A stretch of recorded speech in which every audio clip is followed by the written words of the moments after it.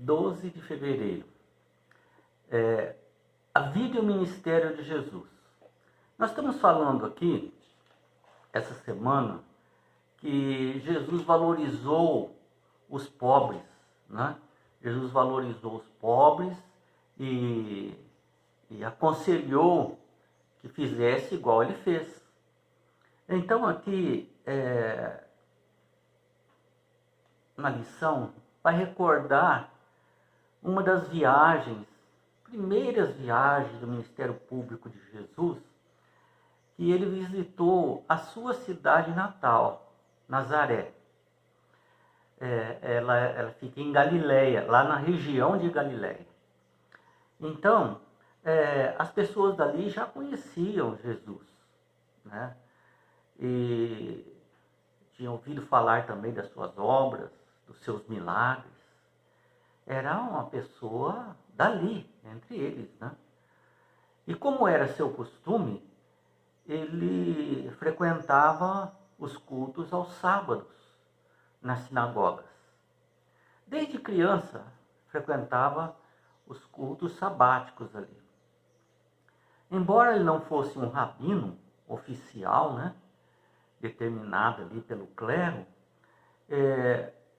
estando Jesus assentado ali para ouvir a mensagem que seria pregada ali, um dos presentes, uma das pessoas que estavam ali, entregou, porque cada livro dos profetas tinha um pergaminho. Não era como hoje, que você entrega a Bíblia que já tem todos os livros, né? Ali não, ali os oficiais do dia, você vai falar sobre Oséias. Então eu entregava o pergaminho de Oséias. Você vai falar sobre os Salmos. Então eu entregava o pergaminho dos Salmos. Aí a pessoa ali na hora escolhia o que ele queria falar, daquele livro. E aquele oficial entregou para Jesus o pergaminho do livro de Isaías. O que a Bíblia ensina é que Jesus procurou no livro de Isaías a passagem bíblica que ele queria ler. E ele abriu no livro de Isaías, capítulo, naquele tempo não tinha capítulo nem versículo, certo? Isso aí foi criado muito depois. Era um livro, não tinha capítulo, ele lia direto ali. Era como se fosse uma carta só, do começo ao fim. Então ele leu ali o que equivale a Isaías 61, 1 e 2. E que fala o seguinte: o Senhor está sobre mim. Diz exatamente isso, lá em Isaías 61, 1 e 2. Ele não fez uma aplicação dizendo, olha, isso que está escrito lá, está falando sobre a minha pessoa. Ele não começou a falar isso. Ele simplesmente abriu e leu. O Espírito do Senhor está sobre mim. Ele me ungiu, o Espírito Santo me ungiu para evangelizar os pobres. Coisa que os oficiais da igreja daquela época não se preocupavam com os pobres. E para proclamar libertação aos cativos. Também era um povo, uma classe de pessoas que a igreja não se preocupava com isso. Para curar os cegos. Pessoas com enfermos eram considerados amaldiçoados. Nasceu ou ficou cego é uma maldição que Deus deu porque ele fez algum pecado. Esse era o costume deles. Mas Jesus veio mostrando outra coisa. Deve ter sido um impacto de uma bomba atômica ali naquela hora. Ali. E olha que ele mostrou num dos profetas queridos dos judeus. Então diz, é para curar os cegos, para libertar os oprimidos. para pregoar o ano aceitável ao Senhor. Quer dizer, chegou a hora de libertar-nos do pecado. E se você continuar lendo o livro de Isaías, esse capítulo 61, ele fala totalmente do ministério de Jesus aos pobres, aos necessitados. Não está escrito ali em Lucas 4, 16 a 19, mas esse capítulo continua dizendo: consolar os que choram. Esse era o trabalho do Messias. Dar uma coroa para Sião em vez de cinzas. Dar óleo de alegria e não pranto. Vestes de louvor. E então, várias coisas está escrito ali. Então veja que os líderes religiosos aparentemente ignoravam os que estavam com dificuldade na vida, seja pelo que for. Veja pelo costume até nas sinagogas. Nas sinagogas, nos primeiros bancos, se assentavam os poderosos. Mais por fundo, os menos poderosos. Depois, lá, se sobrasse mais algum lugar, as pessoas comuns, mas sem defeitos. Uma pessoa menstruada, por exemplo, uma mulher, não poderia ir na sinagoga, porque essa mulher também não podia entrar, ela ficava lá só a cabecinha, lá fora, olhando ali. Lá por último, em pé, um lugar, nem sentado não era. Um leproso não podia entrar. Um cego, um que tenha defeito nos óculos, que pudesse, hoje seria usar óculos, ou ser calvo, alguma coisa, não poderia ser oficial da igreja, porque era um amaldiçoado. Eles interpretavam assim. Então eles interpretavam aquilo que Isaías falou que ocorreria na segunda vinda de Jesus, como se fosse aquilo que ia acontecer quando o Messias aparecesse. Que ia libertar eles da escravidão. Eles aguardavam que Jesus fosse libertar a eles da escravidão romana.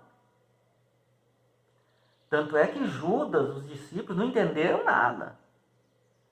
Judas falou, eu vou cutucar para ver se ele é muito tímido. Jesus, com esse poder, ele pode nos libertar do jugo romano. Mas ele é tão tímido.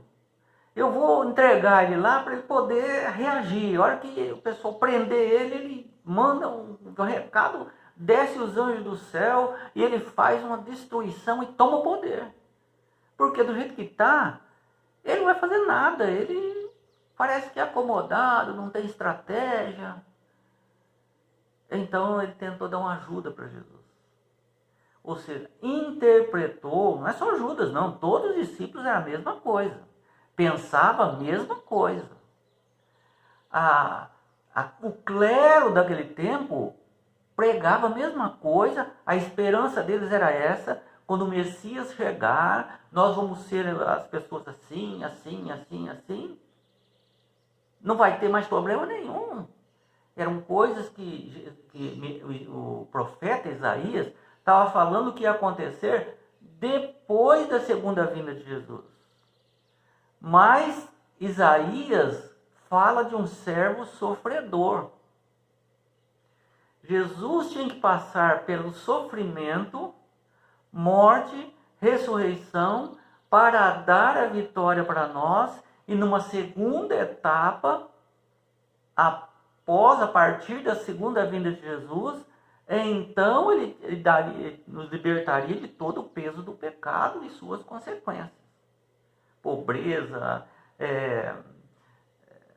perseguição, ingratidão, perseguição, morticínio e tantas coisas, escravidão, isso ia acabar.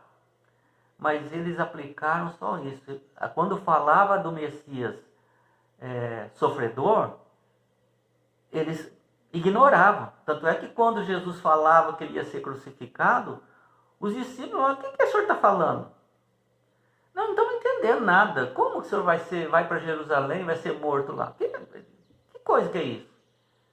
O Messias não vai passar por isso. Então, é uma falsa ideia de um Messias libertador. E hoje muitas religiões pregam só isso. Que Jesus, ele não prega que Jesus, na segunda vinda de Jesus vai nos libertar disso, daquilo. Ele nem fala disso. Ele fala no imediatismo. Você vai ser curado da doença, você vai ficar rico. Quanto mais você dá, mais Deus vai dar. Eles tentam achar passagens bíblicas, tirar fora do contexto para pregar algo distorcido. O importante não está sendo falado, que o problema maior é o pecado. Né? Então, geralmente os pobres eram desprezados pelos oficiais inescrupulosos, os cobradores de impostos, negociantes, até mesmo pelos vizinhos. Meu filho não vai andar com o filho do vizinho, ele é amaldiçoado, ele é pobre, Deus não está abençoando eles. Né? E mesmo que a culpa não fosse nem deles, por exemplo, houve uma tragédia, o marido morreu, ou alguma coisa, ou uma lepra, uma doença, eles achavam que tudo era maldição. E era um motivo apoiado pela liderança eclesiástica como algo verdadeiro. Você tem razão em não apoiar esse pobre. Imagina a situação de quem vivia na situação dessa, né? No entanto, o amor de Jesus pelos pobres foi uma das maiores evidências de sua identidade como Messias. Em Mateus 11, de 1 a 6, quando João Batista ficou preso, Jesus não foi visitar ele. Jesus passava em frente ali da cadeia dele e não entrava lá. João Batista e mais os seus auxiliares ficavam ali fora da cadeia, mas podia ficar junto, né? Para servir ele ali, alguma coisa. Mas ficavam assim, inconsolável. Eles ficavam assim, não compreendiam essa situação. Por que o Messias não vem aqui? Eu dei a vida por ele, estou preso por causa dele, estou pregando a mensagem dele e ele não vem me visitar. Será que ele é o Messias mesmo? Então pediu para 2 discípulos irem até Jesus perguntar para ele: o senhor é o Messias ou vem outro Messias? Por quê? Na cabeça de João Batista, o Messias veio para libertar e não para ser motivo de prisão para ninguém. Então foram até Jesus e perguntaram: olha, João Batista perguntou, eles está preso, se é o senhor que é o Messias mesmo ou vem outro? Jesus falou: fique um dia comigo, depois você vai e volta, fala tudo o que vocês viram para João Batista. Só isso. E aí então eles foram e ficaram. E diz o texto, Mateus 11, de 1 a 6, diz assim: agora vocês vão, no final da tarde, vocês voltam até João Batista e diz para João Batista o que vocês viram. Diga a eles o seguinte: os cegos veem, os coxos andam, os leprosos são purificados, os surdos ouvem, os mortos são ressuscitados, aos pobres está sendo pregado o evangelho. Fala para João Batista uma coisa: feliz aquele que não achar em mim motivo de tropeço. Que coisa sensacional, espetacular. Imagino que João Batista, ao ouvir isso dos discípulos, e constatando que isso estava escrito sobre Jesus, que ele leu diversas vezes sobre o Messias sofredor, ele entendeu pelo Espírito Santo que aquele realmente era o Messias, mas que ele estava com a visão desfocada do Messias. Deve ter chorado, deve ter pedido perdão, deve sair um peso das costas dele. Ele foi decapitado. Jesus não foi visitar ele, não por causa de nada. Porque para representar que muitos são presos hoje e não recebem a visita de Jesus fisicamente. E às vezes nem uma pessoa. Mas saiba que Jesus ama todos eles. Jesus é o Messias e veio para fazer tudo isso aqui.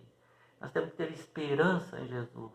Que Jesus não seja empecilho, não seja uma pedra que eu ou você vamos tropeçar e vamos cair por causa do que Jesus é ou do que Ele está fazendo.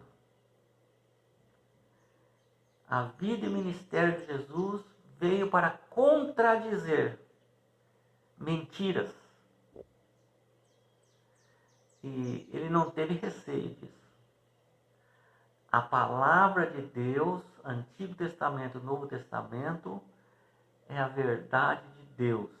E Jesus diz que a verdade é perfeita. Ela não muda. Agora, não podemos usar um texto fora do contexto para ser um pretexto. Que Deus nos abençoe e nos livre do preconceito de certos ensinamentos bíblicos.